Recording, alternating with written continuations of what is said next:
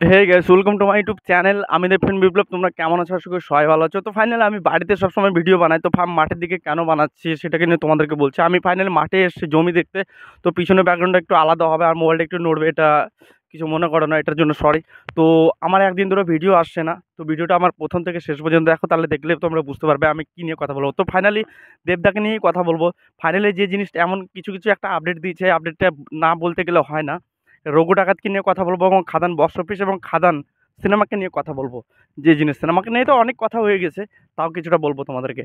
তো ফাইনালি খাদানের কাছে আছি। খাদানের যে বক্স অফিস কালেকশনটা হয়েছে, আমি কিছুদিন আগে ভিডিও করেছিলাম, দুদিন আগে, যে 19 কোটি প্লাস বলেছিলাম, কিন্তু এটা আমার ট্রিকটা ভুল হয়েছে। কিন্তু সেই হিসাবে দেবদা এখনও পর্যন্ত ফুল জানায়নি, কিন্তু দেবদা একটা ইউটিউব মানে তার দেব এন্টারটেনমেন্ট ভেঞ্চার্স এবং সুরিন্দর ফিল্মস থেকে একটা জানানো হয় যে এটা এক মাসে যে মানে আয়টা করেছে এই বাংলা সিনেমায়, এখনো পর্যন্ত কোনো সিনেমায় এইভাবে আয় করেনি।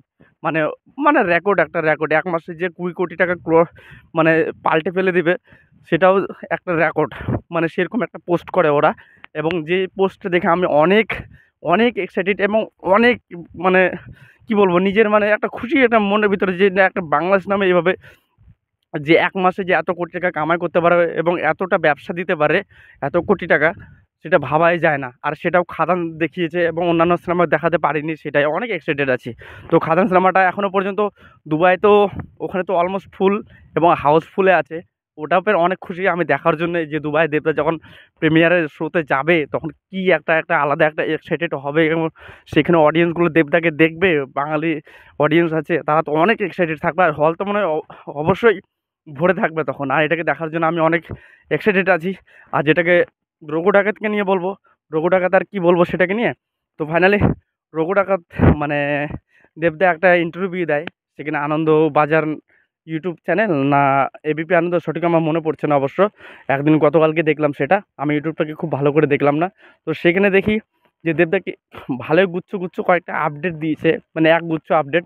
সেটা দেবদাকে যখন জিজ্ঞাসা করা হয় যে রঘু ডাকাত সিনেমাকে নিয়ে তোমার কি প্ল্যান আছে, খাদান সিনেমা তো অলরেডি, এটা তো মানে বিভিন্ন আমাদের ওয়েস্ট বেঙ্গল এবং ইন্ডিয়াতে দাপিয়ে, এবং সেই জায়গায় এখন এখন দুবাইতে যাচ্ছে। তো রঘু ডাকাতকে সেরকম কিছু প্ল্যান আছে প্যান ইন্ডিয়া রিলিজ করার।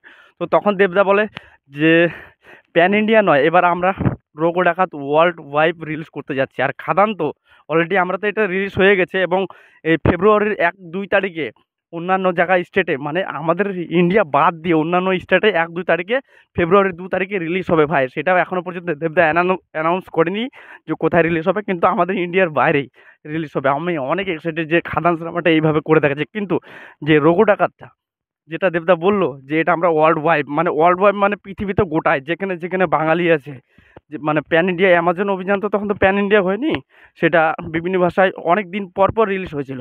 কিন্তু যেটাকে রঘু ডাকাত হতে যাচ্ছে, সেটা কিন্তু প্যান ইন্ডিয়া থেকেও আলাদা সে সিনেমাটা হতে যাচ্ছে। আমি অনেক এক্সাইটেড আছি, এবং মোবাইলটা হাতে ধরে আছে, একটু অসুবিধা হচ্ছে আমার।